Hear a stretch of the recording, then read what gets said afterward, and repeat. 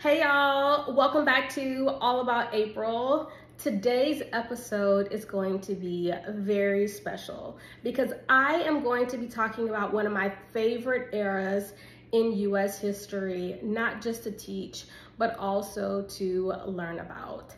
I am talking about Reconstruction. And Reconstruction is just so significant because that time period is relative to the present, and it also gives you a good connection of everything that happened in the past. A lot of the things that we see happening in the present, it was established during Reconstruction. And it's just so important for us to be able to understand the past to get to where we are today. And a lot of people miss out on that particular point. I took it in undergrad at LSU, a full Reconstruction course, and I fell in love with the time period because I just felt like we're learning about the rebuilding of our country, but we're also learning about so many other different elements that make up America today. And that's why I want to share books with you relative to this time period. All right, so number one, I want to start off, y'all know I have talked about this woman many times, Annette Gordon-Reed. She is a favorite historian of mine. She has written books in relation to Thomas Jefferson, he and Sally Hemings, that controversy, along with the Hemingses of Monticello. But she has also written a book about the 17th president of the United States. So for those of you who do not know, Andrew Johnson was actually selected by Abraham Lincoln to serve as his vice president during his second term. Now, Lincoln makes this this suggestion because he wants to appeal to the South. He wants to show them, look, you can come on back home to the United States. I am doing things that will, give you access to some things. Unfortunately, we know that does not work out because he was still killed by a Southerner, John Wilkes Booth. But ultimately, this president, Andrew Johnson, not to be confused with the 7th president of the United States, Andrew Jackson, even though they are both from Tennessee, they are both Democratic presidents, and they are also both Southern slave owners. Andrew Johnson will follow a lot of what Lincoln had set out within his Reconstruction plan prior to his untimely passing.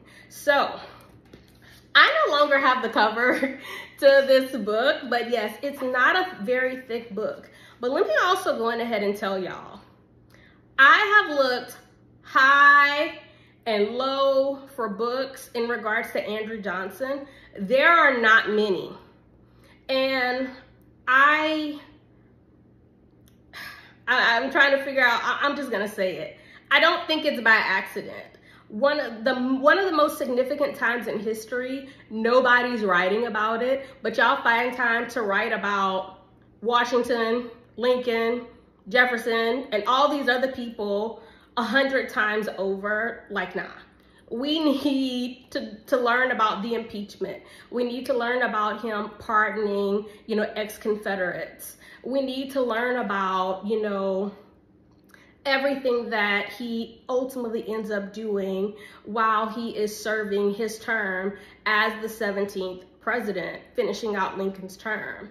And yes, again, this book is, not even 200 pages, but she does gives us a great glimpse into the life of Andrew Johnson and also a glimpse of his presidency. So if you have not heard of Andrew Johnson by Annette Gordon-Reed, I highly suggest that you dip into this and grab it because it will be a great addition for you learning a little bit more about history.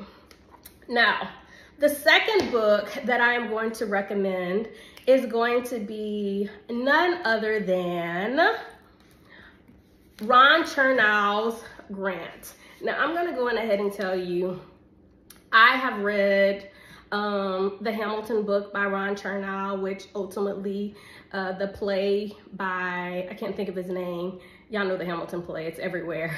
It becomes this big deal. But Ron Chernow originally wrote the book that inspired that play, and he is a great researcher. You can see it's thicky thick. So he didn't just write Grant, he also wrote one about Washington, George Washington that is, and Grant is going to serve the remainder of, you know, the Reconstruction time period as president after Andrew Johnson's term ends.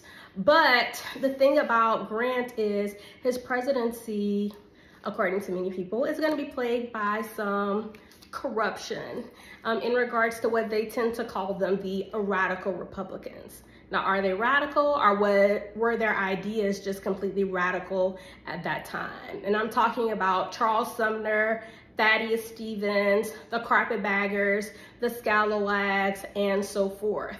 But this book does cover Grant's life prior to Reconstruction, so you are going to get to know who he was as a soldier, when he attended West Point, during the Mexican-American War, Lincoln naming him as head general during the Civil War, and then ultimately the 18th president of the United States. Now remember, he's going to serve 2 terms.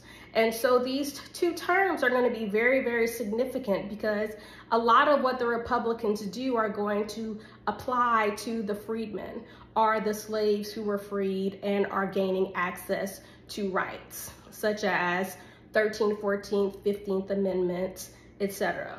So yes, you do want to read about exactly what happened and how Grant's political career was plagued by this, because to some people, they're gonna say, nah, I wasn't fooling with him like that.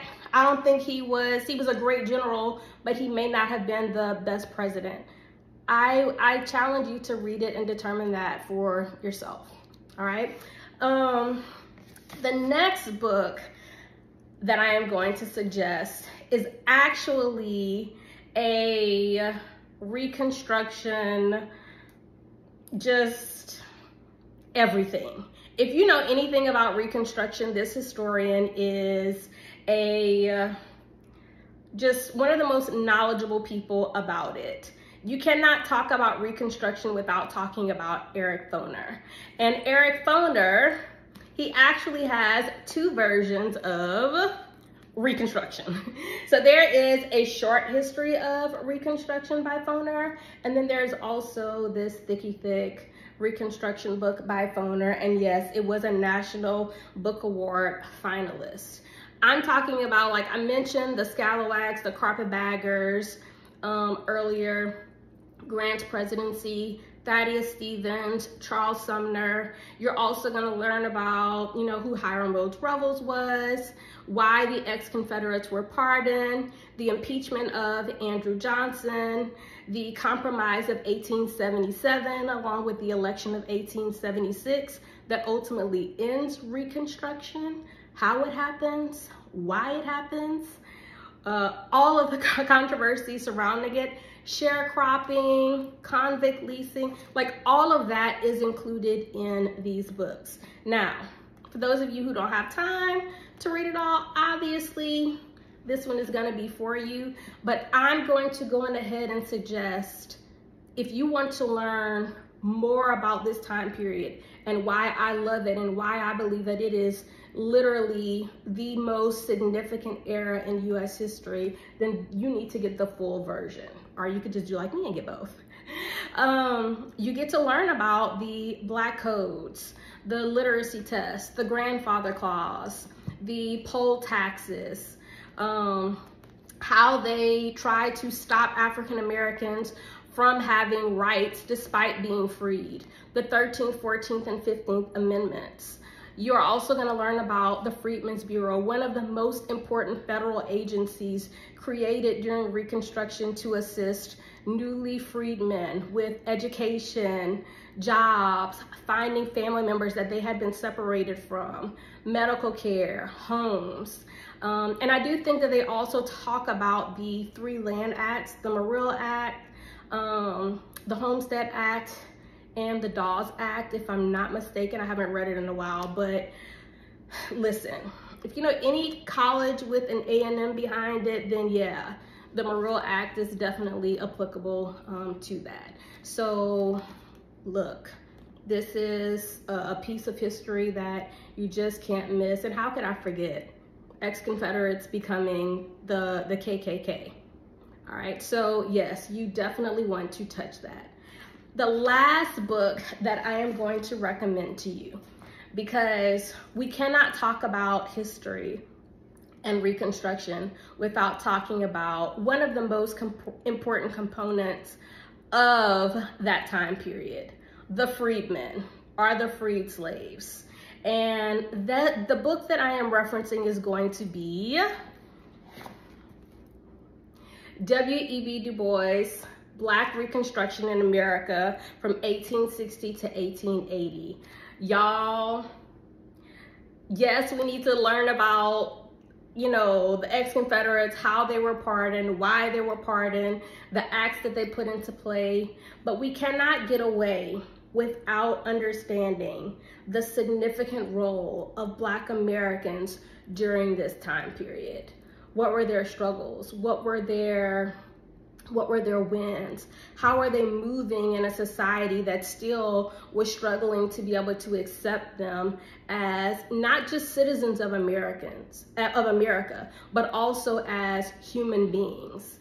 For those of you who don't know, the 14th Amendment, which granted citizenship to freedmen, it also overturned the Dred Scott versus Sanford court case of 1856-1857, which stated that enslaved people were property and you were enslaved wherever you lived in the United States, which further increased tensions between the North and the South. But for those of you who know, I have talked extensively about The Souls of Black Folk being one of my favorite books by W.E.B. Du Bois, not just by him, but in general. I love how he talks about the double consciousness of Black Americans and the veil that we wear, even in present day society. I find that book to be so relevant. And not just that book, but also this one. It is so important for us to be able to understand our role during that time period. And yes, it's a thick one, but the transition from being enslaved to being free, it was so important for people to finally be able to have a way to be able to declare themselves as human beings in a society that never saw them as one. And I'm just so grateful that this book actually exists, because it gives us insight into that particular time period for, you know, people who otherwise would have been forgotten or ignored. But he said, nah, we're not gonna do that. We're gonna talk about the significance of Black Americans during that particular time period. And that's why you too need to grab this book, read it, and join in on the commentary in regards to it. So I know I gave you quite a few books, but I'm gonna go on ahead and tell you they're all, you know, pretty thick besides the Johnson one, but they're all so significant and relevant to the time period and also to the present day. So much of the frustration and the struggles of what people don't understand, it goes back to that time period. So when we talk about poll taxes and we're talking about, should people, you know, be paying for licenses, is that a poll tax? Okay, I mean, it's an amendment, but that also goes back to Reconstruction. Should people be taking tests in order to be able to vote? That happened during Reconstruction. How are we creating laws that circumvent amendments based on states' rights? That is Reconstruction. And again, all of this is laid out in the books that I have recommended to you. So let me know if you have read any of these books: Annette Gordon Reed's, Andrew Johnson, and Ron Chernow's Grant, Eric Foner's Reconstruction, the short history and the full version, and of course W.E.B. Du Bois' Black Black Reconstruction in America. So I would love to hear your thoughts, and if not, grab them ASAP. You're probably gonna see some of these, or at least one of them, on my 28 Days in Black History for 2025. But I just feel like these books are so significant to us and to our history, and this time period is so relevant to everything. So can't wait to see y'all in the comments, and I will see y'all next time. Bye, y'all.